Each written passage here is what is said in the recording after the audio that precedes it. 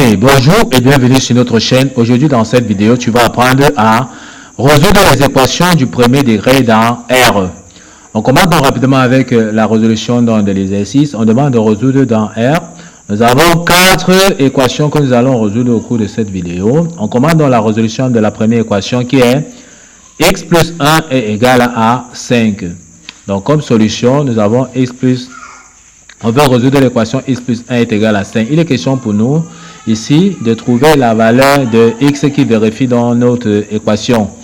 Pour ce faire, on va toujours regrouper les x avec les x, c'est-à-dire les inconnus avec les inconnus, et les nombres avec les nombres. Nous allons regrouper les x du côté gauche de l'égalité et nous allons regrouper les nombres du côté droit de l'égalité. Donc à gauche de l'égalité, nous voyons ici que nous avons déjà x. Donc on peut déjà ici écrire x égale. À droite de l'égalité, nous avons donc 5. On peut donc écrire 5. Comme nous avons dit, on va regrouper les x avec les x, les nombres avec les nombres. Donc le plus 1 ici doit traverser dans l'égalité ici pour aller du côté droit. En traversant dans l'égalité, plus 1 en traversant l'égalité, ça va devenir moins 1. Donc on peut mettre ici moins 1. On peut donc constater qu'on a regroupé les x avec les x, les nombres avec les nombres. Les x sont à gauche de l'égalité, les nombres à droite de l'égalité. En calculant, on aura 5 moins 1, ça nous donne 4. Donc x est tout simplement donc égal à 4. Voici donc la solution de notre équation. On peut donc passer à l'étape de vérification. Il suffit de remplacer x ici par sa valeur. Et en calculant pour voir si ça nous donne 5. Donc, en remplaçant ici x tout simplement donc par 4, on fait donc 4 plus 1. En calculant, on voit bien que ça nous donne 5. On voit que ça vérifie dans notre équation.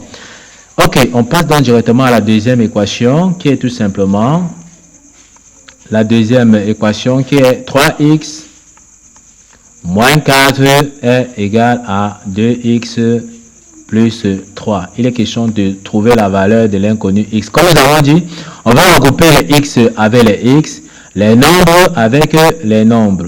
Donc, lorsque nous regardons ici, à gauche de l'égalité, nous avons déjà 3x. Donc, il suffit donc de mettre déjà ici 3x. Donc, on va regrouper les x à gauche de l'égalité.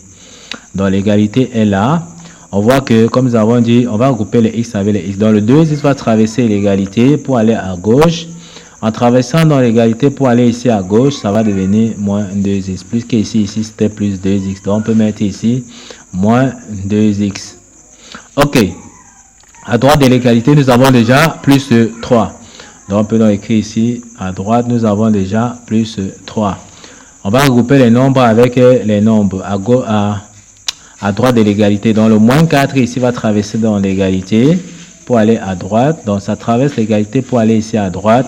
Lorsque ça traverse l'égalité, comme c'est moins 4, ça devient plus 4. Donc, on vient ici, on écrit tout simplement plus 4. On voit bien qu'on a regroupé les x avec les x du côté gauche de l'égalité, les nombres avec les nombres du côté droit de l'égalité. Tout ce qu'on aura à faire, c'est de calculer 3x moins 2x, ça nous donne tout simplement donc x. On peut donc dire x sera donc égal plus 3 plus 4. Ça nous donne tout simplement plus 7. Donc, on a plus 7. Voici donc la solution de notre équation. Tout ce qu'on peut faire, c'est de remplacer ici x par 7 et x ici par 7. On va voir qu'il y a égalité tout simplement entre nos deux membres. Ok, si c'est compris, on va passer dans la résolution de la troisième équation. On profite alors pour effacer dans le tableau. Et on invite alors ceux qui ne sont pas encore abonnés à la chaîne de s'abonner, de liker la vidéo, de partager la vidéo aux proches et amis pour les aider aussi. Et ne pas oublier d'activer la cloche de notification pour ne pas manquer nos prochaines vidéos. Donc, on passe à la résolution donc, de la troisième équation qui est tout simplement 4x moins 1 est égal à 6x plus 5. Il est question toujours de trouver la valeur de x. Comme nous avons dit, on va regrouper les x avec les x, c'est-à-dire les inconnus avec les inconnus. Du côté gauche de l'égalité, on va regrouper les nombres avec les nombres du côté droit de l'égalité. On peut voir que du côté gauche de l'égalité, nous avons déjà 4x. Donc, on peut donc écrire ici 4x égale.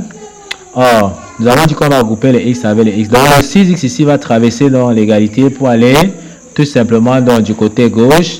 Lorsque ça traverse dans l'égalité pour aller du côté gauche, ça va devenir moins 6x. Donc, on peut mettre ici moins 6x. On regarde déjà à droite de l'égalité, nous avons donc plus 5. Donc on peut déjà écrire ici plus 5. On va regrouper les nombres avec les nombres. Donc le moins 1 qui est ici va traverser tout simplement dans l'égalité. Lorsque ça traverse l'égalité pour aller à droite, ça va devenir plus 1. Donc on peut mettre ici plus 1. On voit bien que nous avons regroupé les x avec les x du côté gauche de l'égalité. Nous avons regroupé les nombres avec les nombres du côté droit de l'égalité.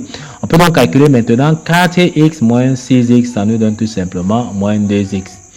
Donc on aura ici moins 2x égale, on calcule aussi, plus 5 plus 1, ça nous donne plus 6. Il est question maintenant donc de tirer la valeur de, et on peut diviser tous les membres de notre équation tout simplement donc par le coefficient de x qui est moins 2. Donc en divisant donc par moins 2, on voit que le moins 2 et le moins 2 se simplifient, ce qui entraîne que x est tout simplement donc égal à plus 6 divisé donc par moins 2. On sait que plus fois moins, c'est tout simplement donc moins. Donc on peut dire ici que x est encore égal tout simplement donc à moins 6 divisé donc par 2. Moins 6 divisé par 2, ça nous donne tout simplement donc moins 3. Donc x est égal à moins 3. Donc voici tout simplement donc la solution de notre équation. Donc si on remplace ici x par moins 3, on va voir qu'il y aura égalité entre nos deux membres. Ok, si on a donc compris, on vous laisse donc tout simplement dans le soin de résoudre l'équation 4, puis nous laisser vos réponses en commentaire. On va vérifier pour voir si vous avez suivi la vidéo jusqu'à la fin et si vous avez compris donc les 3 premiers exemples que nous avons résolus au cours de cette vidéo. Nous sommes donc arrivés au terme de cette vidéo. Ne manquez pas de vous abonner à la chaîne, de liker la vidéo, de partager la vidéo aux proches et amis et d'activer donc la cloche de notification pour ne plus manquer nos prochaines vidéos. Sur ce, à bientôt!